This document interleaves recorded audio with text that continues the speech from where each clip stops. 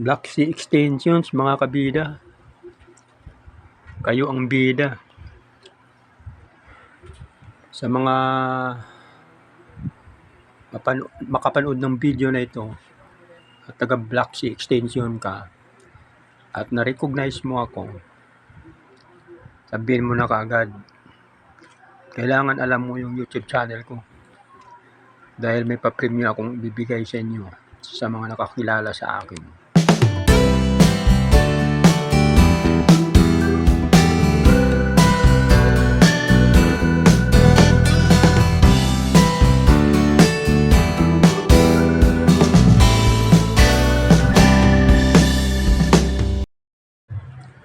Taga rito rin lang ako guys sa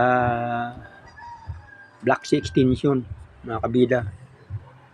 Kaya madali nyo akong makilala. Kapag nakasalubong nyo ako, alam na. Kumbaga sa nung huli ka, balbon. Pero kailangan alam nyo ang YouTube channel ko para makatanggap ka ng pa-premium.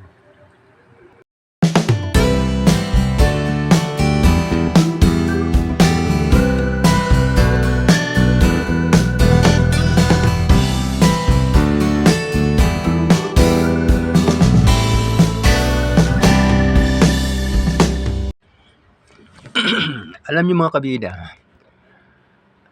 ang video sa YouTube mapapanood sa buong mundo, kahit saan sulok ng mundo. Kaya kapag may kamag-anak kayo sa ibang bansa at napapanood nila, magre-react yun sila.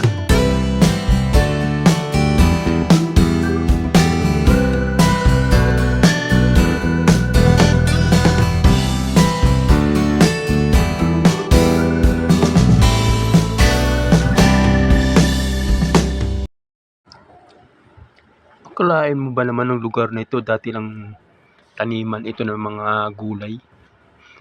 Halos walang titira dito dahil napakalayo.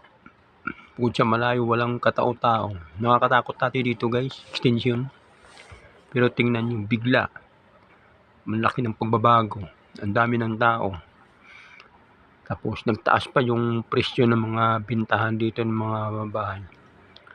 Maniniwala kayo sa akin guys, yung bili namin dito sa lupa namin 2,000 lang.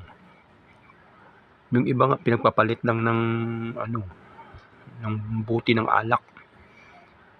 Akala kasi nila hindi maaprubahan. Ngayon, malaki ng pagsisisi nila dahil nagbabayad na ng amilyar ang mga nakatira dito.